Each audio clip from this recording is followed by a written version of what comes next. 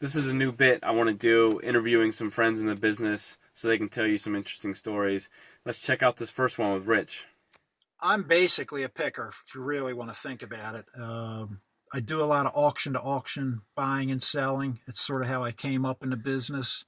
It's what I like to do. I really enjoy live auctions. And It's sort of like playing a stock market. You're trying to buy on the low end and hopefully you sell on the higher end, which usually yields mixed results. Um, I didn't my I wasn't involved in the antique business. My family didn't collect antiques. They weren't dealers in antiques. Sort of interested in history and artifacts and stuff like that.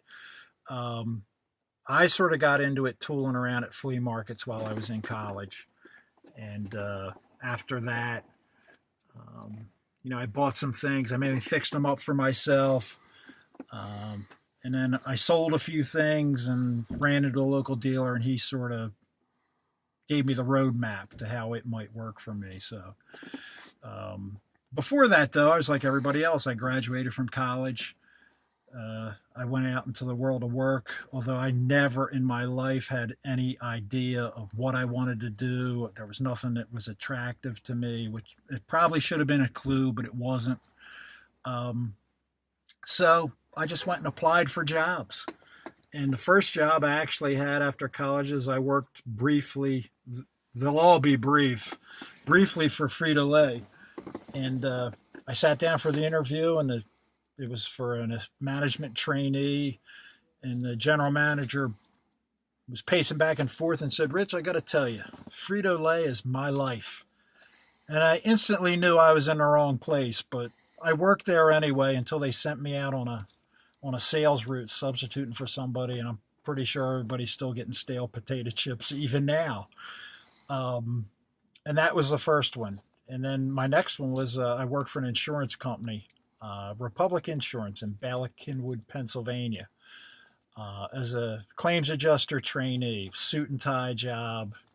Not anything I ever thought I would do, not anything I wanted to do.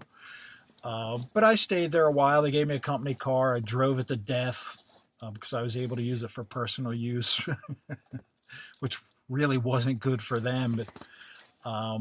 And everything was going fine until the big boss from New York came down to see the new trainees. And, he sat us down in the office and he asked us some questions. And he asked me something I should have known. I was really embarrassed when I didn't know the answer, and I guess I was kind of rude with him, but he was fine with me. But we did go out to lunch. He was buying us all lunch, and that went well till I closed the car door on his fingers. So that was the longest of the jobs that I had, and that lasted 4 months. And it took me a while to figure out, really what was going on because I didn't stop there, and I had 10 jobs in a 2 year period. And they ranged the gamut of things. There was kind of those office things. I worked for the Department of Consumer Affairs for the state of New Jersey for a couple of months till they gave me some responsibility, which I fled as soon as humanly possible. But the last job I had was probably my best my best showing really when I look at it now. I got a job in a factory called Warehouser, and they made cardboard boxes and milk cartons. And it was shift work, and they paid pretty well at the time.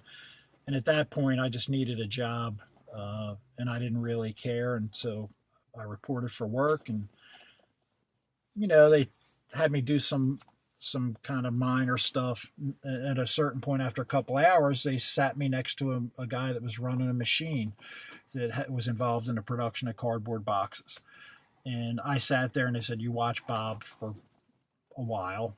And so I watched him for an hour or so, and you push this button and you pull that lever and you push this button and you push this other lever. And it was 5 or 6 different steps. And at that point, they said, "But do you think you see what he's doing? You think you could do it?" And what could I say? But yes. And I said yes. And they let me at the machine. And as it worked out, when you were supposed to push the button, I pulled the lever, and And next thing you know, there were boxes flying all over the place, and the guy's running across the factory floor saying, "No, no, no, stop! Hit the red button to stop the machine." And I did that, but I mean, it was a mess. And at that point, I wasn't even embarrassed, and he was angry. And they sent me to an early lunch, and it was kind of like that old Bruce Springsteen song. I went out for a ride, and I never came back. So at a certain point, I kind of thought, well, the regular work world is not for me. I was making a little bit of money in the antique business. I was then going to some smaller auctions, and then somebody showed me the way to go to some of the larger auctions in the New Jersey and Pennsylvania area. And I sort of thought I'd just give it a try because I wasn't good at anything else. I really thought I couldn't work for anybody else, but really what it was, I couldn't do anything that I wasn't interested in. And that was the only thing I was interested in. So I told my wife at the time, and I told my parents, I'm going to be an antique dealer. None of them were happy about that, but I was happy. And I got a pretty good hit my first 6 months in the business, and that was it. I was gone.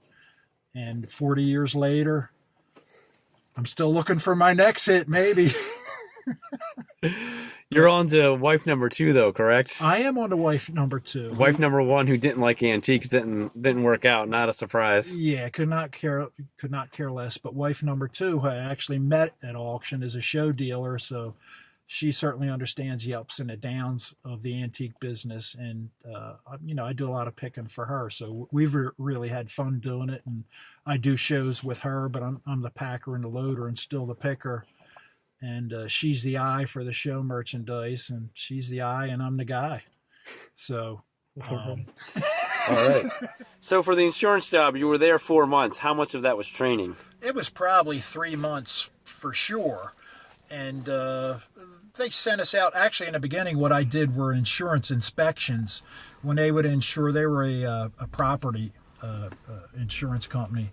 And when they would insure a property, this is pre-internet and all that, they would actually have to send somebody out to take a photo of the property they were insuring to make sure it wasn't a fire trap. And you had to take dimensions of the building that you were insuring. And sometimes you'd have to just, if you could get inside the house, just kind of do a kind of a brief, simple inspection to make sure the property was worthy of being insured. So I did that, which was just kind of busy work. But I was actually supposed to be investigating claims and settling claims. And when they first started to have me do those things is when I really sort of understood that I have no interest in this whatsoever. You did one claim and that was it? Yeah, that was it. I got in the middle of a claim, and the one thing I always should have known about myself is I really didn't want to be in the middle of anybody else's dispute.